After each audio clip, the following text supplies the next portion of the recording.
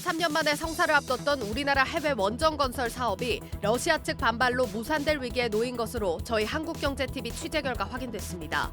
이집트 알다바 원전 건설을 맡은 러시아 ASA사가 2차 건설 사업 단독 협상자였던 한수원과의 협의를 취소한 것으로 알려졌습니다. 올해 칸 영화제 수상작 2편의 투자 배급을 맡은 CJ그룹이 콘텐츠 분야 등에 5년간 20조 원을 투자하는 계획을 공개했습니다. 이재현 CJ 회장의 콘텐츠에 대한 강한 의지가 다시 한번 주목받고 있습니다. 정부가 부동산 보유세를 2020년 수준으로 낮추고 식료품과 에너지에 대한 할당 관세를 확대하는 등의 민생 안정 대책을 추진합니다. 세부담을 줄여 물가를 완화하는 효과가 있지만 통화 당국의 유동성 회수 정책으로 그 효과가 상쇄되는 것이 아니냐는 지적이 나오고 있습니다. 올해 들어 바닥을 모르고 추락하던 국내외 증시의 하락이 멈추는 모습입니다. 향후 반등에 대한 의견은 엇갈리지만 시장의 부담으로 작용했던 악재는 이제 다 나왔다는 데는 의견이 일치하고 있습니다.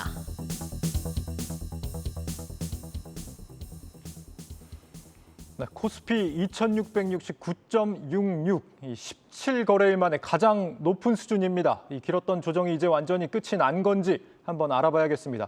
박혜린 기자와 함께하는 증시 프리즘으로 뉴스 플러스 시작합니다.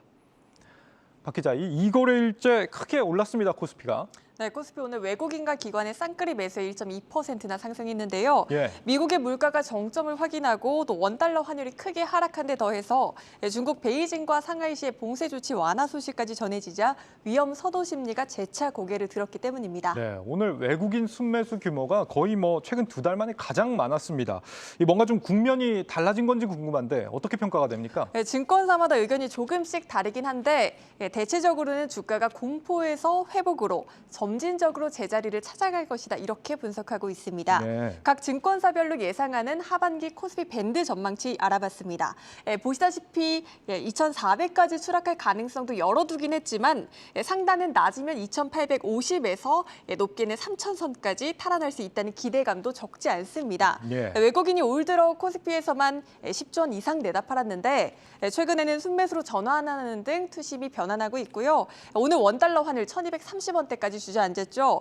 증권가에선 이미 나올 만한 악재가 모두 다 나왔다며 외국인이 국내 증시에서 추가적으로 대규모 매도를 할 유의는 크지 않다 이렇게 분석하고 있습니다. 따라서 코스피는 점차 악재보다는 호재에 민감하게 반응할 것이라 전망이 나옵니다. 네. 환율이 지금 하루 만에 17원 넘게 떨어진 거는 굉장히 이례적인 일인데 말이죠. 반면에 이제 달러 인덱스를 보면 그렇게까지 또 하락하지는 않았거든요. 네. 달러의 방향성이 변했다고 보는 건 좀 무리가 있겠죠. 네, 아직까지는 추세적으로 약세를 전망하기엔 조금은 조심스럽습니다. 증권가에서 미국의 추가적인 기준금리 인상이 남아있어서 달러화가 숨고르기에 진입하긴 했지만 추가적인 약세에 진입했다라고 보기엔 이르다며 당분간 달러가 높은 수준으로 유지될 것이란 점에서 반도체와 IT, 가전과 자동차 등 수출업 중에 관심을 가져보라고 조언하고 있습니다. 특히 오늘의 이 환율 하락의 경우에는 이제 모처럼의 외국인 유입도 물론 이유가 있겠지만은 이 수출 기업들 월말 내고 물량이 좀 쏟아진 게 아무래도 주요 원인이 아니었나. 네, 맞습니다. 네, 기업들 이제 달러 대금을 받은 거를 이제 원화로 바꾸면서 그게 달러 매도가 많이 이어지면서 환율이 하락한 걸로 보이는데 물론 이런 판단도 사실 고점이라는 인식이 있으니까 이렇게 대거 물량이 나오지 않았을까 싶습니다. 박 기자, 그렇다면 지금 시점에서 좀 어떤 업종이나 종목에 우리가 관심을 좀 가져보는 게 좋을까요? 네, 말씀하셨듯이 자동차가 차량용 반도체 공급 완화에 따른 출하량 증가까지 예상되기 때문에 달러 강세와 함께 주목받는 기대주이기도 합니다. 또 하반기 기대주들을 꼽아보자면 오늘 게임주들이 기분 좋게 올랐는데 신작 모멘텀이 기대되는 게임 분야에도 관심을 가져보라 이런 조언이 나오고요. 지난해 평균 대비 올 1분기 설비 투자 증가율이 높은 종목들 주목해보라는 조언도 나옵니다. 화학과 IT 업종이 특히 눈에 띄는데 신한금투는 업황을 향한 우려에도 설비 투자를 통해 수요를 증명한 2차 전지 소재와 반도체 소부장 밸류체인을 올해 전체 전망에 있어서 긍정적이다 이렇게 분석했습니다. 오늘 여러 종목들이 상승 마감했는데 특히 LG그룹의 상승세가 좀 눈에 띈다고요? 네, 맞습니다. LG가 향후 2년간 자사주 5천억 원의 매입을 포함해서 주주 가치를 높이겠다고 하자 주가가 크게 반응을 했습니다. 네, 증권가에서 LG의 향후 주가 전망도 긍정적으로 바라보고 있습니다. 2024년까지 자사주를 5천억 원 정도나 매입을 하고 별도 재무제표 기준 기준으로 당기 순이익의 50% 이상을 주주에게 환원하기로 한 건데요. 단순히 별도 순이익의 50%를 배당한다고 계산해도 배당금은 이전보다 무려 37.5%나 증가하는 효과가 발생합니다. 또 LG CNS의 상장도 투자 포인트로 주목받고 있습니다. LG CNS는 이르면 올 하반기 IPO를 추진할 예정인데 현재 추정되는 기업 가치만 해도 7조 원 이상이고 실적은 4년 연속 사상 최고치를 경신하고 있는 IPO 기대주로 꼽힙니다. 따라서 상장 후 CNS의 지분의 절반이나 들고 있는 LG의 보유 지분 가치가 부각될 것으로 예상됩니다. 네. 마지막으로 이번 주 우리 증시에서 눈여겨볼 일정들 알아볼까요? 네, 이번 주에는 월말 또 월초에 발표되는 미국과 국내 주요 경제 지표에 주목하셔야겠습니다. 먼저 이번 주 수요일 한국의 5월 수출입 동향이 발표될 예정입니다. 수출 증가율은 향후 한국 기업의 실적 모멘텀과 연결되기 때문에 주목하셔야 하고요. NH투자증권은 이 수치가 전월 대비 12.9% 증가할 것이라고 전망하며 이 수준으로 나와준다면 코스피의 견조한 실적 전망을 지지해 줄 것이다. 이렇게 분석했습니다. 또 미국에서는 ISM 제조업과 베이지부 고용보고서가 현지 시간 1일부터 3일간 발표될 예정입니다. 양호한 흐름이 예상되나 베이지북은 기업들의 비용 상승, 또 고용보고서는 높은 임금 상승 압력을 시사할 가능성이 높게 점쳐집니다. 네, 오늘 밤 이제 미국 증시도 휴장이죠. 공휴일 휴장이고 내일 개장을 하는데 이번 주 나오는 이제 미국의 이런 경기 데이터들, 이 데이터들에 따라서 지난주 나왔던 반등이 이번 주도 계속 이어질 수 있을지 판가름이 날 것 같습니다. 증시 프리즘 박혜린 기자였습니다.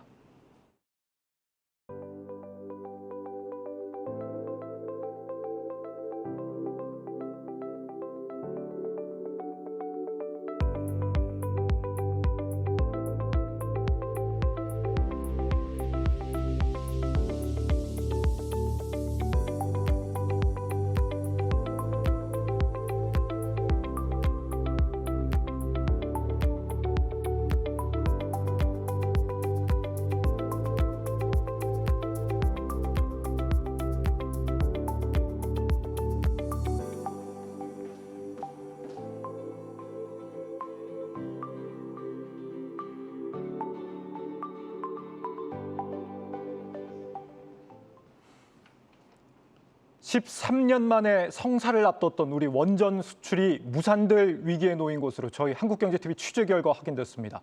다름 아닌 러시아 때문입니다. 이 사안을 단독 취재한 산업부 방서우 기자 나와 있습니다. 방 기자, 이번에 위기를 맞은 원전 사업 어떤 프로젝트입니까? 예, 정확히는 이제 이집트 엘다바라는 곳에 이제 원전 4개 호기를 짓는 사업입니다. 이집트 원자력청에서 발주했고요. 사업 규모만 300억 달러, 우리 돈으로 약 37조 원에 달합니다. 이제 러시아 국영 원전 기업인 로사톰의 자회사 이제 JSC ASE사가 이 해당 사업을 턴키 계약으로 따냈는데요. 이중 주시설인 원자로 건물은 러시아가 짓고 또 터빈을 비롯한 나머지 2차 부속 건물 건설은 한국수력원자력이 이제 단독 계약 협상 대상자로 선정됐습니다. 따라서 이 한수원의 계약 상대방은 이집트 원자력청이 아니라 이 러시아 ASE라는 곳입니다. 쉽게 말해 이 ASE사의 하청업체인 거죠.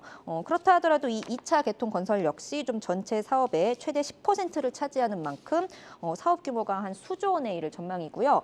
무엇보다도 우리나라로선 지난 2009년 아랍에미리트 바라카 원전 이후 13년 만에 재개되는 원전 수출이라는 점에서 상징성이 컸습니다. 그런데 이렇게 단독 계약 협상 대상자로 선정된 사업인데도 무산될 위기다 이건가요? 일단 엘다바 원전 착공이 이제 오는 7월로 예정된 만큼 한수원은 이 ASE와 가격 그리고 계약 주요 조건에 대해서 이제 협상을 마무리하고 지난 4월 말까지 좀 최종 계약을 체결할 계획이었습니다. 이제 하지만 한국경제TV 취재 결과 좀 이제 아직도 계약은 이루어지지 않았고요. 계약과 직결된 양사 간 협상도 이제 최근 취소된 것으로 드러났습니다. 이제 한수원은 당초 이제 어제였죠. 5월 29일부터 6월 12일, 다음 달 12일까지 지금 ASE와 지금 구매와 시공 분야 실무 협의를 진행할 예정이었는데요. 이 ASE가 회사 내부 사정을 이유로 이제 협의가 불가능하다는 통보를 먼저 해온 겁니다. 원전업계는 아무래도 좀 착공을 한 달 앞둔 시점에서 이 중요한 협의를 취소해버린 이 ASE 측 행보를 두고 계약 무산 가능성까지 우려하고 있는 상황입니다. 그런데 이 원전의 발주처는 어쨌거나 이집트 아닙니까? 러시아 기업이 반발을 한다고 하더라도 이집트에서 그냥 결정을 하면 그럼 되는 문제 아니었나요? 일단 한수원 쪽에서는 이제 이 조단위 해외 사업 특성상 좀 일정이 지연되는 것이 뭐 이렇게 특이한 일은 아니다 이런 입장을 내놓고 있습니다. 예. 이제 다만 국제 상황에서 좀 자유로울 수 없다는 점은 시인을 했는데요. 이제 그도 그럴 것이 엘다바 원전이 좀 사업 방식이 굉장히 특이합니다. 발주는 말씀하신 대로 이집트 원자력청이 했지만 정작 사업비의 약 85%를 러시아 정부 차관으로 씁니다. 예. 그러니까 원전이 완공되고 또 가동되기 시작하면서 발생하는 수익으로 그 건설비인 차관을 갚는 거죠. 러시아 입김이 세게 작용할 수밖에 없겠네요. 예. 그리고 이제 여기서 더해서 미국이 이제 유럽을 비롯한 국제사회가 좀 이제 대러 제재 강도를 높이면서 러시아 정부의 디폴트 가능성도 덩달아 높아졌다는 데 있습니다. 아무래도 이렇게 되면은 차관 지급부터 좀 차질이 빚어질 수 있고 정말 최악의 경우는 한수원이 이제 뭐 예정대로 사업에 참여하더라도 좀 돈을 받지 못하는 상황까지 발생할 수 있거든요. 예. 게다가 이제 최근에 미국이 러시아산 원유 그리고 뭐 천연가스, 석탄 등에 대해서 금수 조치를 발표한 데 이어서 원전 원료인 우라늄도 이 수입 금지 대상에 포함하는 것을 검토 중입니다. 러시아 입장에서 한국은 이제 서방 제재에 동참하는 비우호 국가이기 때문에 아무래도 좀 협상이 빨리 진행되는 것이 거의 뭐 기적이라는 게 업계 관계자들 중론이었습니다. 요즘 원전업계 뭐 고사 위기다 이런 얘기도 많이 나오던데 괜찮은 겁니까? 한수원 어떻게 한답니까? 일단 한수원은 최대한 빨리 협의를 진행해서 좀 이제 계약까지 끌고 가겠다 이런 입장을 내놓고 있습니다. 예. 일단 이제 7월 착공이라고 했었는데 이 7월 착공이라는 건 러시아가 진행하는 1차 착공이고 이 한수원이 맡은 그 2차 건물 착공 이 시점은 이제 내년이기 때문에 계약 일정이 조금 밀려도 이제 상관없다는 입장인 겁니다. 그리고 이 ASA 측에서 아직까지 한수원과 계약을 하고 싶지 않다 이런 입장까지는 지금 밝힌 적이 없기 때문에 협상은 계속 진행 중이라고 봐야 한다. 이게 이제 한수원 입장이고요. 예. 그리고 이 엘다바 원전이라는 게 지금 사막에 짓는 원전입니다. 이 사막 원전은 지난 2009년 좀 한수원이 수출하고 또 지난해 이제 상업운전을 개시한 바라카 원전뿐이거든요. 예. 이 한수원이 이 AS의 단독 협상 대상자로 떠오른 것도 이제 러시아 쪽에서 이런 사막 원전 건설 경험을 높게 평가해서 좀 먼저 참여를 제안하는 겁니다. 따라서 지금 일정이 이렇게 지체된 것도 뭐 이제 우리 업체가 정말 뭐 싫어서 문제가 있어서가 아니라 상황이 좀 따라주지 않는 것인 만큼 좀 협상을 적극적으로 이어 나간다는 계획이고요. 만에 하나 이게 계약이 무산된다면 뭐 한수원뿐만 아니라 뭐 시공이나 기자재 공급에 참여할 뭐 현대건설이나 두산에너빌리티 같은 이제 우리 업체들도 굉장히 많은 타격을 받을 전망입니다. 예. 따라서 원전업계는 이런 13년 만에 원전 수출과 또 생태계 복원을 위해서 정부의 외교적 지원이 필요하다고 목소리를 높이고 있습니다. 알겠습니다. 최근에 이 세계 시장에서 원전 수출을 거의 지금 러시아와 중국이 주도하고 있기 때문에 우리로서는 부담이 될 수밖에 없습니다. 외교적인 노력도 물론 기울여야겠습니다만 사실 이 13년 동안 수출을 못한 건 역량의 문제도 있거든요. 뭐 기술력하고 자금력 그리고 공기업이 수출을 주도하면서 오는 한계 이런 부분부터 하나씩 좀 개선을 해나가야겠습니다. 산업부 방서우 기자였습니다.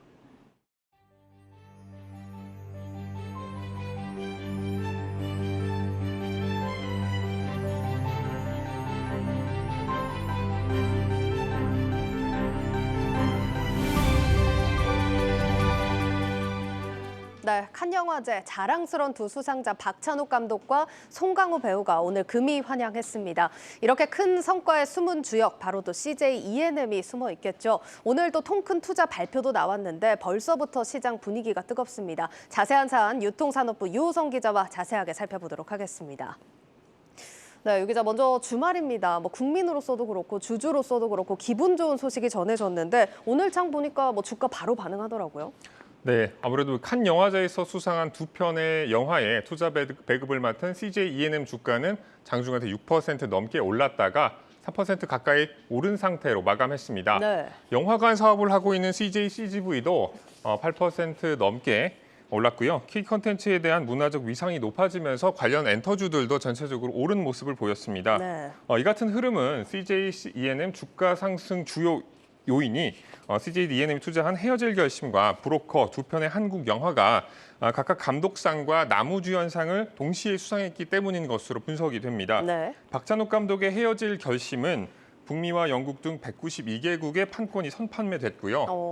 송강호 주연의 브로커는 171개국에 선판매됐습니다. 과거 봉준호 감독의 기생충이 칸 영화제 황금 종려상을 수상한 이후 205개국에 판매된 것을 감안하면 이를 뛰어넘는 흥행도 가능할 것이라는 관측도 나오고 있습니다. 네, 두 작품이 다 6월에 개봉을 한다고 하는데 시장에서도 또 엄청난 흥행을 예상하고 있는 상황입니다. 일단 이번 수상도 그렇지만 앞서서 기생충 같은 이런 역작이 나올 수 있는 배경에는 또 CJ그룹의 지원을 빼놓을 수가 없을 것 같은데 이제 정말 그 결실을 맺고 있는 것 같죠? 네, 그렇습니다. CJ그룹은 1993년 삼성에서 정식 계열 분리를 단행하면서 이 엔터테인먼트와 미디어 산업을 주력 사업 분야로 결정했습니다. 1995년 스티븐 스필버그가 창립한 영화사 드림웍스에 투자하면서 본격적인 영화 엔터테인먼트 사업에 발을 내디뎠고요. 예. 이후 27년간 300여 편이 넘는 한국 영화의 투자와 배급을 담당하면서 지금까지 2조 원이 넘는 투자를 결정했습니다. CJ그룹이 이 같은 결실을 맺을 수 있었던 배경에는 이재현 CJ그룹 회장의 문화산업 확대와 지원에 대한 강력한 의지가 뒷받침됐던 것으로 풀이됩니다. 이 회장은 3년 전 봉준호 감독의 영화 기생충이 칸 영화제 황금 종려상을 수상한 이후 CJ E&M 업무 보고서에서 문화가 없으면 나라가 없다는 선대 회장님 철학에 따라 국격을 높이기 위해 20년간 어려움 속에서도 문화산업에 투자했다라고 말한 바 있습니다. 네, 진짜 뭐 보고서에서 이렇게 나왔지만 어려움 속에서 20년 동안 꾸준히 투자를 해온 거잖아요. 정말 대단합니다. 그렇습니다. 사실 CJ가 문화사업에 첫 발을 내디뎠을 때 사업 성공에 대한 회의적인 시각이 지배적이었거든요. 삼성에서 계열 분리를 했을 당시에만 해도 예. CJ는 식품 중심의 사업 구조를 가지고 있었고 때문에 기존 사업과 접점이 없는 문화사업에 진출하는 것에 대한 우려의 시각이 많이 있었습니다. 예. 뭐 밀가루나 설탕을 만들던 회사가 문화사업을 하겠다라는 것이 앞뒤가 맞지 않는다 이런 지적이었거든요. 네. 또 CJ가 국내 최초로 멀티플렉스 극장 CGV를 세울 때에는 IMF가 또 한창일 때라 사업 확장 시기가 좋지 않았다라는 평가가 또 있었고요. 또 박근혜 정부 때 벌어졌던 문화계 블랙리스트 사건도 CJ가 문화 사업을 벌이는데 부침을 겪게 만들었던 대표적인 사건입니다. 예. 이미경 부회장은 2014년 당시 영화 광해와 변호인 등에 투자했다는 이유로 퇴진 압박을 받고 경영 일선에서 물러나기도 했는데요. 이후 미국에 머물며 공식 활동을 자제하다 3년 전 기생충을 통한 칸 영화제의 모습을 드러내면서 CJ그룹이 영화 산업에 기여했던 숨은 공로들이 다시금 조명받게 됐습니다. 네, 또 이번 칸 쾌거의 여세를 몰아서 이 CJ그룹이 오늘 대규모 투자 계획을 발표했습니다. 5년간 무려 20조 원을 투자하겠다 이렇게 어마어마한 투자 계획을 발표했는데 아무래도 문화사업 부분에 좀 많이 비중이 가겠죠? 그렇습니다. CJ그룹은 앞으로 5년간 2026년까지 컬처와 플랫폼, 웰리스, 서스테이너빌리티를 4대 성장 엔진으로 정하고 여기에 총 20조 원을 투자한다는 계획을 발표했습니다. 20조 원 투자 계획을 조금 더 세세하게 살펴보면 네. 이 가운데 60%인 12조 원은 콘텐츠와 K푸드 중심 식문화 확산에 쓰여질 예정이고요. 예. 또 CJ그룹은 투자 계획을 통해서 세계 시장을 겨냥한 웰메이드 콘텐츠를 제작하겠다. 또 공격적인 투자로 소프트 파워 분야에서 K 브랜드의 위상 강화의 주인공이 되겠다라고 밝히기도 했는데 이것은 지난해 CJ그룹이 라라랜드를 만든 미국 엔데버 콘텐츠를 1조 원을 들여 인수한 것을 보면 조금 어떤 방향으로 투자를 진행할 것인지에 대한 감을 좀 잡을 수 있는데요. 네. 엔데버 콘텐츠가 보유한 지식재산권을 활용해 CJ E&M의 OTT 서비스 티빙의 경쟁력을 강화하고 또 엔데버 콘텐츠가 CJ E&M 작품도 공동 개발하는 식의 협업이 지금 현재 이루어지고 있거든요.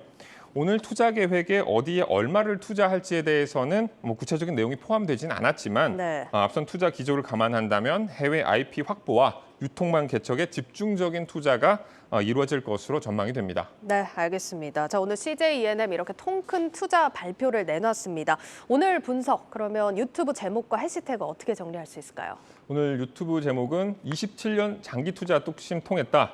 겹경사로 CJ 주가도 훨훨. 해시태그는 칸의 남자들, 통큰 투자 이렇게 정해봤습니다. 네, 문화 산업을 이렇게 이끌어준 CJ E&M에 먼저 박수를 좀 보내주고 싶고요. 대규모 투자를 예고한 만큼 또 성과까지 기대해 보겠습니다. 지금까지 유통산업부 유호성 기자였습니다.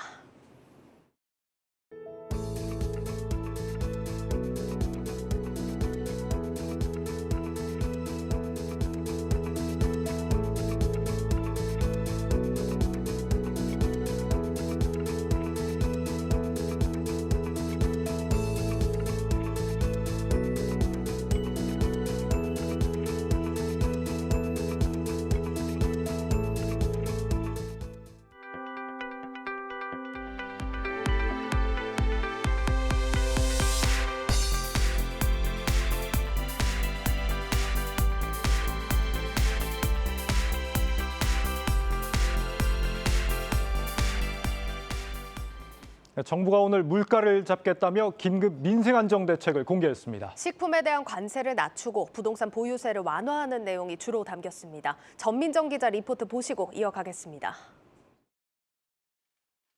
정부가 치솟은 물가를 잡기 위해 내놓은 민생 안정 대책에는 먹거리, 생계비, 주거 분야의 각종 세금이나 정책이 총 망라돼 있습니다.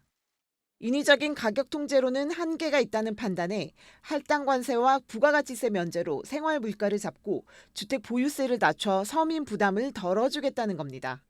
정부는 총 3.1조 원 규모의 민생 안정 대책을 긴급히 마련하였습니다. 우선 생활 밥상 물가 안정을 위해 먹거리 수입, 생산, 소비에 이르는 전 과정에 걸쳐 식료품, 식자재 원가 부담 완화를 추진합니다. 우선 밥상 물가 안정을 위해선 돼지고기와 식용유, 밀가루와 같은 수입식품에 대한 관세를 0%로 낮추고 커피 원두와 포장김치, 고추장 등에 붙는 부가가치세를 한시적으로 면제해주기로 했습니다. 이를 통해 수입 돼지고기 원가는 최대 20% 낮아지고 커피 원재료비가 9% 절감되는 효과를 볼 것으로 정부는 내다봤습니다. 또 승용차를 살 때 내는 개별 소비세는 감면 기한을 연말까지 연장하고 올 3분기부터 5G 중간요금제 출시를 유도해 통신비 부담도 줄여보겠다는 계획입니다.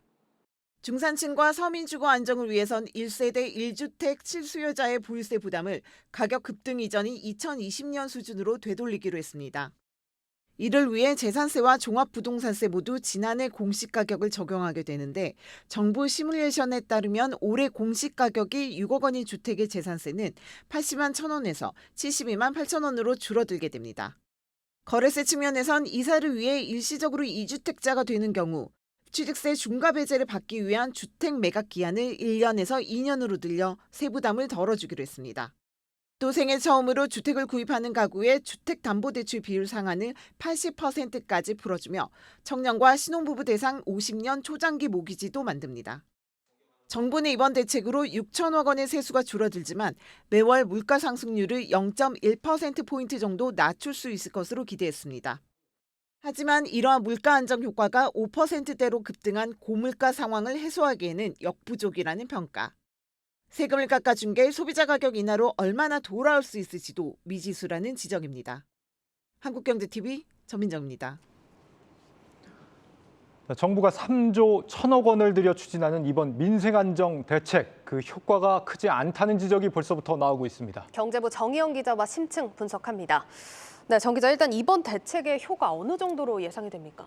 네, 이번 민생 안정 대책은 세부담 완화와 보조금 지급 확대를 통해서 물가 상승에 대한 서민 부담을 줄이는 데 초점이 맞춰져 있는데요. 현재 물가 상승률이 5%에 육박하고 이제 한동안 5%대 물가 상승률이 이어질 것으로 전망되면서 실제 이번 대책이 실제 물가 상승률에 어느 정도 영향을 미칠지에 대한 관심이 집중되고 있습니다. 우선 정부에서는 이번 대책을 통해 물가 상승률이 0.1%포인트가량 낮아질 것으로 전망하고 있습니다. 0.1%포인트면 거의 효과가 없다고 봐야 되는 거 아닙니까? 네, 맞습니다. 우선 정부가 밝힌 0.1%포인트 경감 효과는 연간 상승률에 대한 경감 부분이 아니라 월간 기준입니다. 올해가 이미 5개월 이상 지나간 시점에서 전체 대책들 가운데 다음 달부터 시행 예정들인 대책들도 있는 만큼 연간 물가 상승률에 대한 경감 효과는 0.1%포인트보다 더 적을 것으로 추산됩니다. 정부 역시 하반기부터 본격적인 효과가 나타나서 연간 기준으로는 0.1%포인트의 절반 수준으로 예측하고 있는데요. 네. 여기에 어제 최종 확정된 정부의 2차 추경안에 대해 한국은행은 물가를 0.1%포인트가량 끌어올릴 것으로 예측하기도 했습니다. 결국 정부의 이번 대책은 대규모 추경에 따른 물가 상승분을 다시 되돌리는 수준이거나 아니면 이에도 미치지 못하는 수준일 것이란 분석이 나오고 있습니다. 그런데 일단 발표된 내용을 보면 이렇게까지 효과가 미미할까 싶기도 합니다. 뭐 수입 관세도 깎아주고 하면 효과가 조금은 더 커야 되지 않겠습니까? 네, 우선 원가 절감만으로는 소비자 물가 상승률을 낮추기에는 역부족이라는 것이 이제 전문가들의 분석입니다. 원가가 낮아지면 생산자 물가의 상승세는 완화될 수 있는데 현재 물가 상황이 생산자 물가 상승률이 소비자 물가 상승률에 전부 반영되지 않고 있다는 건데요. 실제 지난 4월 기준 전년 동월 대비 소비자 물가 지수 상승률은 4.8%인데 반해 생산자 물가 지수는 같은 기간 동안 9.2%나 상승했습니다. 안동현 서울대학교 경제학과 교수는 원자재 시장보다 완성품 시장의 경쟁이 심하기 때문에 가격 전이를 전부시키지 못한다면서 기업들이 소비자 가격에 온전히 전이시키지 않는 만큼 원자재 가격을 낮춘다고 하더라도 소비자 물가 지수에 미치는 영향은 제한적이라고 분석했습니다. 네. 지금 예. 기업들이 온전히 가격에 이제 점리를 시키지 않아서 물가에 미치는 영향이 제한적이다. 좀 말이 복잡한데 쉽게 말하면은 그러니까 원자재 가격이 오른 만큼 그대로 이제 소비자한테 비싸게 받지는 못한다 이런 얘기입니다. 그러니까 내가 가격을 올리게 되면은 그 소비자들이 내가 아니라 다른 판매자를 찾아가기 때문에 이제 뭐 어느 정도는 이제 판매자들이 중간에서 이미 좀 감내를 하고 있는 그런 부분이 있다 이런 얘기 같은데요. 네, 맞습니다. 일단 식료품 원가 부담을 완화하는 차원에서 이번 관세 면세 품목의 절반은 밀이나 돼지고기와 같은 식품 원료들이 자리하고 있습니다. 하지만 관세를 면제해주는 돼지고기나 밀 같은 품목들은 이미 관세가 없는 FTA 체결국에서 상당 부분 수입하고 있는 상황인데요. 실제 국내 농축산물의 전체 수입액은 지난 1분기 기준 115억 2천만 달러에 달하는데 이 가운데 FTA 체결국에서 수입되는 농축산물은 95억 1천만 달러로 전체의 82%에 달하는 수준입니다. 때문에 이번 할당 관세 조치가 실제 물가 안정에 미치는 영향은 제한적일 것이라는 분석이 나옵니다. 관세 면제뿐 아니라 커피나 코코아 원두 등과 같은 기호식품 수입에 발생하는 부가가치세도 면제하기로 했는데요. 수입 원자재가 제품화되는 과정에서 상당 기간이 소요되는 경우에는 관세나 부가가치세 면제 효과가 최종 제품 가격에 반영되지 않거나 또 그 영향이 제한적일 수 있다는 점도 한계점으로 꼽히고 있습니다. 애초에 좀 적용된 대상이 뭐 별로 없다 이거네요. 효과가 좀 미미할 만 하겠습니다. 식품은 그렇고 지금 기름값도 정부가 대책을 내놓겠다고 하지 않았습니까? 네, 맞습니다. 정부는 이달 중순경 경유 유가연동 보조금 지급 기준을 확대 연장하겠다고 발표한 바 있는데요. 보조금 지급 기준을 1,850원에서 1,750원으로 인하하겠다는 것이었는데 이번 대책에는 별도 수정 없이 원안 그대로 반영됐습니다. 하지만 이달 중순보다 높아진 경유 가격 때문에 당초 기대보다 효과가 낮아질 것이라는 우려가 나옵니다. 이달 중순 경유 가격은 리터당 1,950원 선을 맴돌고 있었는데 지난주부터 2,000원 선을 넘어서면서 상승세를 이어가고 있는데요. 유가 상승세가 올해 하반기에도 계속 이어질 것으로 전망되고 있는 만큼 1,950원 선에서 마련됐던 지원 규모로는 부담을 낮추기에는 다소 역부족이라는 지적입니다. 지금 그 외에도 지금 종부세도 2020년 수준으로 되돌린다라고 하는데 뭐 이거 뭐 상위 2%만 내는 세금 아닙니까? 일반 서민들이 그렇게 와닿을 만한 대책은 아닙니다. 네, 정부가 대대적으로 내놓은 대책치고는 좀 효과가 아쉽습니다. 뭐 더 쓸 수 있는 카드가 있을까요? 네, 일단 아까 말씀 주셨던 부동산 대책 같은 경우에는 이제 뭐 주거 안정 비용이나 주거 비용 같은 경우는 물가 상승에 포함이 되지 않고 있어서 뭐 이번 대책을 통해서 물가 인하에 미치는 영향은 없을 것으로 보이고요. 예. 전문가들은 일단 현실적으로 정부가 쓸 수 있는 대책을 다 준비했다고 최대한 마련한 것이라고 평가하면서도 현재 고물가를 잡기 위해서는 추가 대책을 준비해야 한다고 제언했습니다. 일단 전문가 의견 먼저 들어보시겠습니다. 정부가 이제 부가가치세 인하까지 검토를 한 거 보면 정부가 상당히 좀 전향적으로 물가 안정에 적극 노력하고 있지만 세금의 인하 대상이 되는 품목 수가 좀 작기 때문에 앞으로 또 고물가가 지속이 되는 그런 품목 수를 늘리는 정부의 정책도 필요하다고 생각이 듭니다. 네, 일시적인 품목 확대뿐 아니라 상황에 따라 정부가 시장에 대한 개입도를 점차 높이는 것도 고려할 필요가 있다는 분석이 나오는데요. 안동영 교수는 이제 필요하면 공공요금을 한시적으로 동결하고 부가세 면제도 확대하는 등 대응해야 한다며 시장 경제를 덜 건드리는 범위 내에서 개입을 시작하되 필요시에는 강력한 가격 통제를 가져가는 것도 고려해야 한다고 조언했습니다. 정부 역시 물가 상승이 더 악화되면 추가 대책을 마련할 걸로 보이는데요. 이번 대책이 끝이 아닌 시작인 만큼 시장에서는 향후 추가 대책을 통해 물가 상승률이 얼만큼 잡힐 수 있을지 주목하고 있습니다. 네. 예, 잘 들었습니다. 자, 마지막으로 오늘 분석 한 줄 정리해 볼까요? 네, 유튜브 제목은 세금 낮추고 보조금 늘렸지만 물가 잡기는 역부족. 해시태그는 5% 물가 잡기 묘수는 그리고 추가 대책 마련 절실로 잡았습니다. 네. 경제부 정의영 기자였습니다.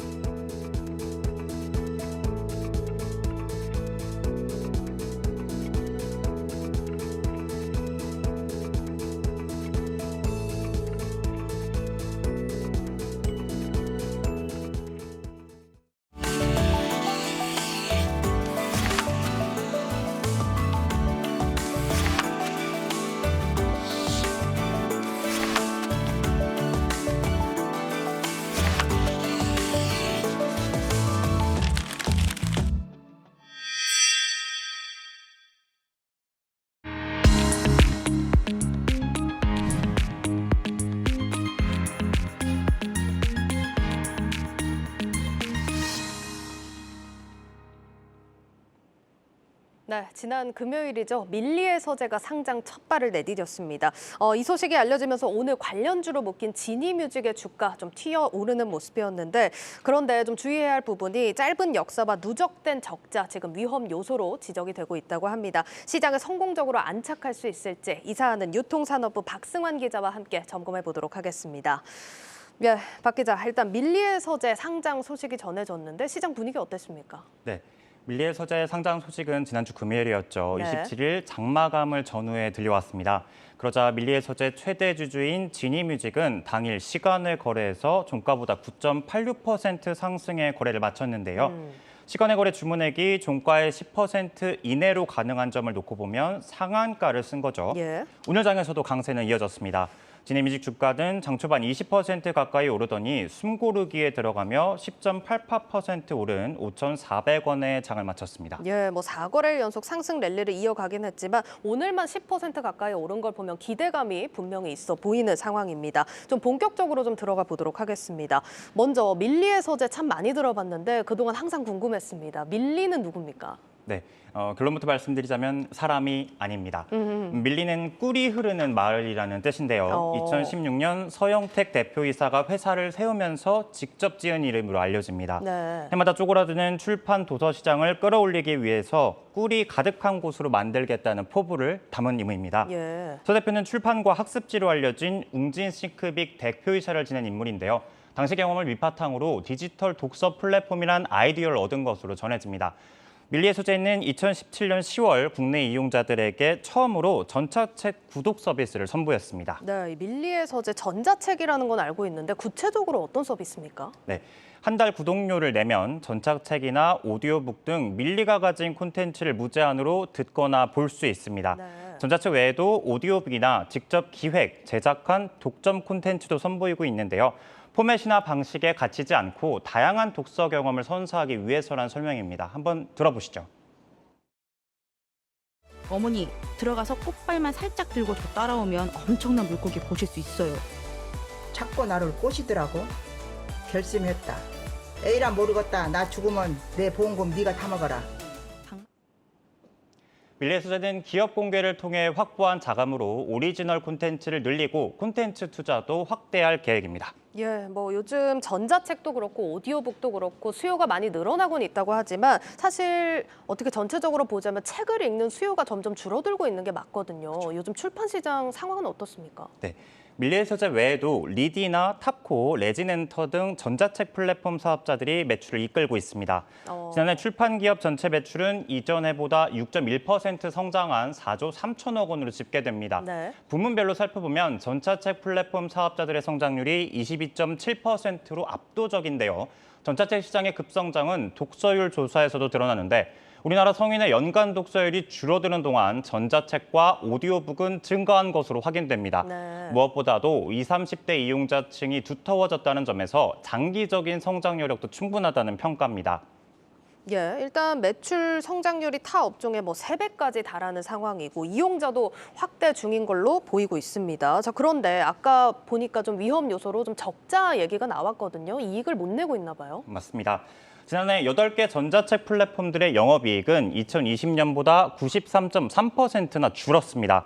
플랫폼 업체들의 특성상 많은 가입자를 확보하거나 요금제를 올리지 않는 한 수익성 개선이 어려운 점이 작용한 건데요. 예. 실적만 놓고 보면 밀리의 서재가 가장 심각합니다. 계속돼서 적자를 기록하고 있기 때문이죠. 예. 밀리는 2019년 이후 매년 매출이 60% 늘었습니다만 영업 손실 역시 덩달아 불어난 걸로 확인됩니다. 그렇네요. 가장 큰 원인으로는 공격적인 마케팅이 꼽힙니다. 뭐 플랫폼 기업들이 다 사실 비슷한 상황인 건 맞습니다만 지금 매출이 60%나 느는 반면에도 영업 적자가 큰 폭으로 좀 늘어나고 있습니다. 상황이 어떻습니까?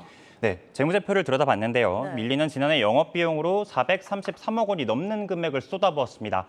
어디에 썼는지 살펴봤더니 광고 선전비, 전자책, 매출원가, 급여 등의 순이었습니다. 이 중 광고에 쓴 비용만 127억 원으로 이전의 2배가 넘습니다.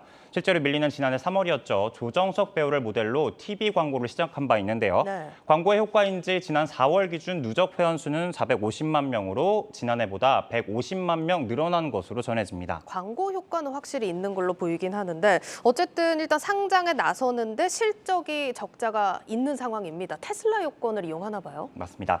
테슬라 효과는 이익을 내지 못하더라도 성장성을 인정받으면 거래소가 직권으로 상장을 허락해주는 제도입니다. 예. 한국거래소가 정하는 곳 중 2개 기관에서 일정 등급 이상의 기술력을 인정받으면 자격을 얻는데요. 네. 2018년 카페24를 시작으로 올해 초 K옥션까지 이 제도를 이용해서 증시 입성에 성공했습니다. 주로 바이오와 첨단 소재, IT 회사들이 있는데 상당수가 공모가를 밑도는 상황입니다. 테슬라 요건 상장을 두고 개미 무덤을 만드는 게 아니냐는 지적을 나오는 이유가 바로 여기 있습니다. 예, 뭐 테슬라 상장에 대한 지금 우려는 있다 이렇게 좀 살펴보고 있습니다. 그래도 사실 오늘 지니뮤직 주가 같은 걸 보면은 사실 투자자들이 어느 정도 기대감이 있기 때문에 들어오시는 거잖아요. 근거가 있을까요? 네, 최대 주주인 지니뮤직이 KT그룹의 계열사이자 밀리의 소재가 KT그룹 콘텐츠 사업의 핵심이라는 점이 투자 심리를 갈구는 것으로 분석됩니다. 앞서 지니뮤직은 2019년 9월에 464억 원을 투자해서 밀리의 소재 지분 38.6%를 사들여 최대 주주 지위에 올랐는데요. 예. 구현무 KT 대표 역시 지난 3월 주주총회에서 밀리 서재와 K뱅크 등 자회사들의 연내 상장 계획을 공언한 바 있습니다. KT가 최근 오리지널 콘텐츠와 원천 IP 확보에 총력을 기울이는 상황에서 지니뮤직과 밀리 서재가 투자 중추에 놓일 것이라는 전망이 지배적입니다. 투자은행 업계가 평가하는 밀리의 소재 기업 가치는 3천억 원인데 인수 당시 지니뮤직이 내건 밀리의 소재의 목표 가치는 1조 원이었습니다. 다만 최근 들어서 주식시장이 얼어붙고 있는 상황에서 제대로 된 기업 가치를 평가받을 수 있을지 또 실제 상장까지 성공시킬 수 있을지는 지켜봐야 하는 상황입니다. 예, 일단 예비 신청서를 제출한 단계입니다. 일단 공은 거래소로 넘어간 상황인데 어떤 판단이 나올지 좀 지켜볼 필요가 있을 것 같습니다. 유통산업부 박승환 기자였습니다.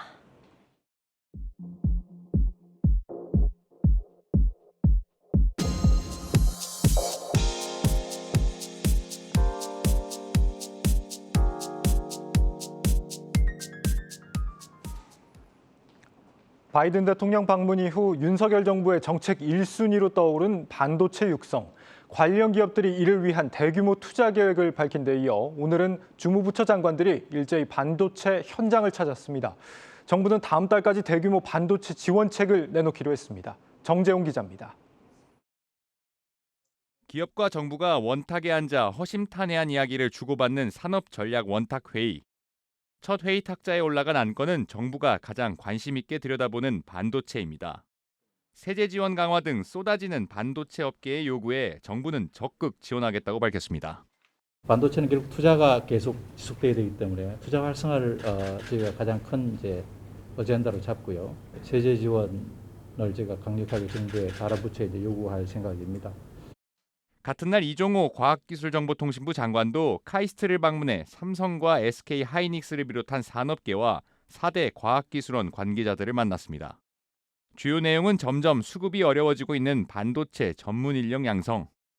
과기정통부는 신규 예산을 확보해 앞으로 5년 동안 석박사급을 포함한 3천여 명의 실무진을 키웁니다. 또 4대 과학기술원을 중심으로 반도체 계약학과를 만들어 연간 200명 이상의 학사급 인력도 보충합니다. 반도체 분야는 속도 경쟁, 시간과의 싸움이니만큼 오늘 간담회를 통해 시급히 추진이 필요한 것은 바로 추진하고 미국이 520억 달러 규모의 반도체 혁신 지원 방안을 마련하는 등 세계 각국은 반도체를 안보 자산으로 보고 집중 육성하고 있습니다. 우리는 세수 부족과 산업 간 형평성을 이유로 대기업 기준 세액 공제율을 현행 최대 10%에서 20%로 올리는 방안조차 논의가 지지부진합니다. 정부는 6월 중으로 대규모 반도체 지원 전략을 발표하기로 했습니다. 반도체를 집중 지원하겠다는 장관들의 말처럼 실효성 있는 정책이 담길지 관심입니다. 한국경제TV 정재홍입니다. 포인트가 쌓이면 주식에 투자를 할 수 있는 신용카드, 또 골프를 치면서 주식 투자 기회도 얻을 수 있는 판촉 이벤트, 좋아하는 것에 돈을 아끼지 않고 소유보다 경험을 중시하는 MZ세대 특성에 맞춰 증권사들이 요즘 이렇게 새로운 마케팅 전략에 몰두하고 있습니다. 지수희 기자입니다. 증권과 카드 산업을 각각 대표하는 최고 경영자가 만났습니다. 투자와 소비를 연결시킨 서비스를 내놓기 위한 건데 올 하반기부터 고객들이 이용할 수 있을 전망입니다. 미래에셋증권과 현대카드는 오는 9월 상업자 표시 신용카드를 출시할 예정입니다. 현대카드는 대한항공이나 네이버, 스타벅스 등 업계 1위 사업자와만 협력해왔는데 증권업계 카드가 나오는 것은 이번이 처음입니다. 금융당국에 따르면 지난해 장기 미사용 카드 포인트는 2조 5천억 원에 달합니다. 미래에셋은 이렇게 카드를 사용하고 쌓이는 포인트로 꾸준히 우량주에 투자할 수 있는 시스템을 선보일 예정입니다. 스탁백이라는 스kim 자체가 결국 이제 매달 돌려주는 이제 포인트의 개념을 주식으로 돌려주는 거기 때문에 장기적으로 우량주에 투자하는 것이 수익이 크다라는 어떤 투자의 기본적인 컨셉과 철학에 아주 부합하는 형태로 스킴을 고려하고 있습니다. 자기가 신경 쓰지 않더라도 이 카드를 쓰면 투자가 좀 될 수 있는 그런 환경들을 만들어 주면서 투자에 대한 이제 어떤 번거로운 그런 좀 어려운 부분들을 좀 해결할 수 있는 장점이 있을 것 같습니다. 소비와 경험을 중시한 증권사의 시도는 이뿐만이 아닙니다.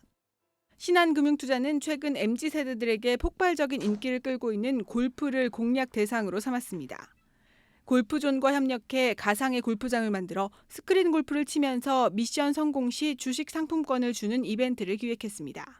골프 치면서 이렇게 중간에 상품이 있어서 더 열심히 치는 것 같고 더 열심히 노력해서 다음에 지난해 편의점에서 도시락을 사면 주식을 주는 이벤트로 2만 3천여 개의 신규 계좌를 유치했던 하나금융투자는 도시락이 3일 만에 완판되는 등 인기를 끌자 추가 이벤트를 기획하기도 했습니다. 신한금융투자도 뒤를 이어 이마트24와 협력해 해외 주식을 주는 이벤트를 진행하고 있습니다. 특히 국내 주식 소수점 거래가 가능해지는 오는 9월 이후 주식 상품권이나 주식 선물하기 등 MZ세대들의 소비 트렌드를 반영한 서비스가 본물처럼 쏟아질 전망입니다. 코로나 팬데믹과 함께 부상한 MZ세대의 마음을 사로잡기 위한 증권사의 경쟁이 치열해지고 있습니다. 한국경제TV 지수입니다.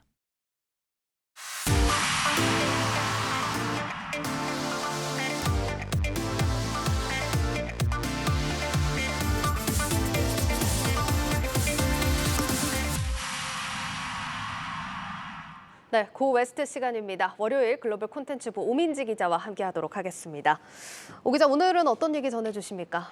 네, 월가의 전설적인 투자자 피터 린치의 투자 조언 중에 이런 말이 있습니다. 만약 어떤 회사의 내부자가 직접 자기 돈으로 자사 주식을 매수한다면 이보다 확실한 성공 가능성은 없다라는 말인데요. 네. 어떻게 보면 당연한 말일 겁니다. 그쵸. 회사 사정을 가장 잘 아는 내부자가 자사주를 직접 매입한다는 건 분명 그만한 이유가 있기 때문입니다. 최근에 미국 증시에서 내부자들의 자사주 매입 소식이 속속 전해지고 있습니다. 이번 내부자들의 매입 소식이 미국 증시 저점의 시그널일지 정말 이제는 매수해도 좋을 타이밍일지 살펴보려고 합니다. 저점 시그널이면 참 좋을 것 같은데 미국에서는 그럼 이런 자사주 매입하는 흐름이 좀 많이 보이고 있습니까? 네, 더 워싱턴 서비스에 따르면요. 이번 5월 기업의 내부자들의 매도 대비 매수 비율이 급증했다고 합니다. 이 자사주를 매입한 내부자는 지난 23일까지 벌써 1,200명을 넘어서면서 코로나 충격이 들이닥쳤던 2020년 3월 이후 월간을 기준으로 했을 때 최고치를 기록했다고 합니다. 내부자들의 매도 대비 매수 비율이 높다는 건 매도하는 자사주 대비 이 매수하는 자사주의 양이 훨씬 많다는 것을 의미하는 거죠. 어쨌든 좀 긍정적으로 봐야 될 포인트인 것 같긴 한데 어떤 기업들에서 그럼 이런 흐름이 나오고 있습니까? 네, 5월 한 달 동안 매수 상위 5종목을 살펴봤습니다. 1위는 파라마운트 글로벌이었고요. 그 뒤를 스타벅스, 제너럴 모터스, 제너럴 일렉트릭 그리고 카니발 순으로 잇고 있습니다. 네, 뭐 2위부터 4위, 5위까지는 아마 많이 들어보신 기업들일 것 같은데 1위가 파라마운트입니다. 어떤 회사입니까? 이 파라마운트는 글로벌 콘텐츠 업체입니다. 뭐 영화 좋아하시는 분들은 한 번쯤 들어보셨을 텐데요. 네. OTT 공룡으로 불리면서 파라마운트 플러스라는 이 스트리밍 서비스를 함께 운영 중입니다. 콘텐츠 스트리밍 서비스를 제공하면서 동시에 자체적으로 콘텐츠도 만들어서 제공하고 있는데요. 최근에는 국내 OTT 업체인 티빙과 협업을 하면서 티빙 내에서 파라마운트 플러스 브랜드관을 이번 주 수요일부터 론칭한다고 밝히기도 했습니다. 네. 얼마 전에는 이 워런 버핏이 파라마운트에 베팅했다는 소식이 전해지면서 주가가 화제가 화제가 되기도 했는데요. 워런 버핏은 이 스트리밍 시장의 성장성에 주목을 했습니다. 파라마운트 플러스, 이 스크림, 또 로스트시티 등 오리지널 콘텐츠를 통해서 구독자 수를 크게 늘렸습니다. 1분기에만 680만 명의 구독자를 확보했다고 하는데요. 이 넷플릭스와는 좀 반대의 행보를 보이고 있습니다. 그렇겠네요. 주가도 분명히 영향을 받았을 것 같은데 일단 워렌 버핏이 파라마운트 지분을 얼마나 샀습니까, 그럼? 이 버크셔 해서웨이는 지난 1분기 동안 파라마운트의 주식 26억 달러어치를 확보했습니다. 워런 버핏이 파라마운트를 대거 매입했다는 소식이 전해지면서 주가가 하루 만에 15% 넘게 뛰기도 했습니다. 네. 이 파라마운트의 주가 그래프를 보시면요. 최근에 좀 급격한 변동성을 많이 보이고 있는데요. 지난해에 비해서는 약세를 보여왔지만 구독자 수가 늘고 있고요. 버핏이 매입했다는 소식이 전해지면서 주가가 상당 부분 좀 회복되고 있는 모양입니다. 네, 일단 이런 내부자 매수가 들어온다라고 했을 때 일반적으로 주식시장에서는 긍정적인 시그널로 해석을 하곤 하는데 과거에는 이렇게 내부자 매수가 있을 때 시장 흐름이 어땠나요? 말씀하신 것처럼 내부자들의 매수 움직임은요. 주가 상승의 시그널로 해석되는 경우가 많습니다. 네. 기업에 대해서 잘 아는 내부자들이 주가 전망을 긍정적으로 보고 있다는 의미이기 때문인데요. 과거에 2020년 3월 코로나로 증시에 충격이 왔을 때 이 모간 스탠리의 루조 스테판 이사가 자사주를 대거 매입했습니다. 당시 모건 스탠리의 주가가 40달러였는데요. 11만 9천 주를 매입하게 됩니다. 이 규모가 무려 470만 달러가 넘는데요. 이후 루조 스테판 이사의 매도 공시가 나지 않은 걸로 봐서 여전히 이 주식을 보유 중인 것으로 보이는데요. 현재 모건 스탠리의 주가 86달러 수준이기 때문에 약 2배 넘는 수익률을 기록한 겁니다. 이 자사의 주가가 시장의 공포로 저평가되어 있다고 판단한 내부자가 자사주를 매입한다는 것은 이런 의미에서 주가 상승의 신호탄이 될 수 있다 이렇게 보고 있는 겁니다. 이번에도 좀 그런 시그널이면 좋을 텐데 그러면 이번에 이런 흐름이 나온다. 같은 신호로 좀 해석을 해도 될까요? 네, 사실은 그러면 너무나 좋겠지만요. 네. 월가 전문가들의 분석은 아직 좀 신중합니다. 이 5월 들어서 내부자 매수가 많이 늘어난 것은 맞지만 아직은 신중해야 한다는 건데요.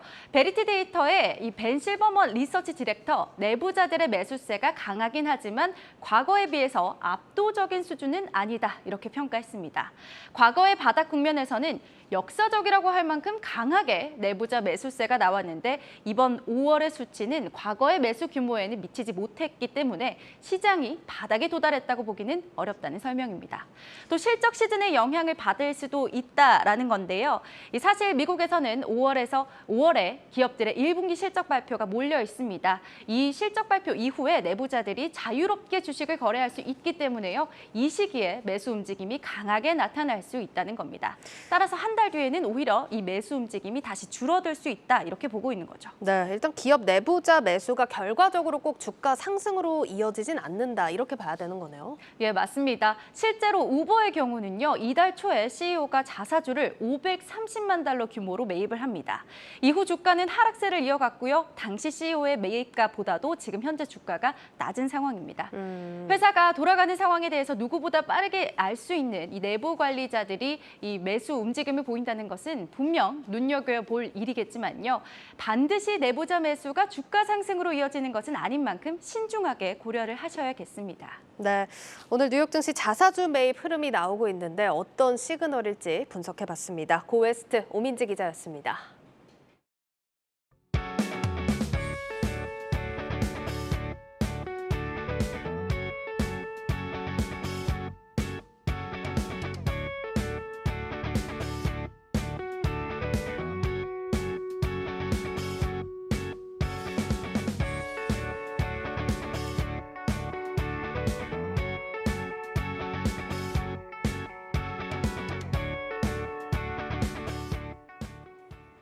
네, 내일자 한국경제신문 미리 살펴봅니다. 첫 번째 기사, 올 1분기 국내 자동차 부품사들의 영업이익이 25% 곤두박질 쳤다는 기사입니다. 지난주 저희 뉴스플러스에서도 전해드린 소식이죠. 1분기 실적을 공시한 자동차 부품 전문회사 83곳의 영업이익 합계가 1년 전보다 25.2% 급감했다고 합니다. 25곳은 적자를 기록하기도 했습니다. 원재료 값이 치솟지만 이 부품사들이 원가를 납품가에 반영하지 못하고 있기 때문인데 여기에 전기차 전환 추세까지 더해지며 구조적인 실적 부진이 이어지고 있다는 내용입니다. 네, 다음으로는 윤석열 대통령이 복잡한 규제 철폐에 직접 나섰다는 소식입니다. 윤석열 대통령은 오늘 수석 비서관 회의에서 주요 기업들이 5년간 1,000조 원을 투자하고 30만 명 이상 신규 채용을 하겠다는 큰 계획을 발표했다며 정부가 기업 투자를 가로막는 규제를 풀어 화답할 때라고 강조했습니다. 윤 대통령은 모든 부처가 규제 개혁 부처라는 인식하에 기업 활동에 발목을 잡는 규제를 과감하게 철폐하라고 당부했습니다. 또 법령 개정이 필요한 것 중에 대통령령과 불령으로 할 수 있는 문제는 신속하게 처리하라고 지시했다고 합니다. 총리와 장관에 이어 대통령까지 규제 타파에 직접 앞장서겠다고 밝히면서 이 새 정부 성장 정책의 중요 화두로 규제 완화가 부상하고 있다는 소식까지 전해드립니다. 뉴스 플러스를 마치겠습니다. 여러분 고맙습니다.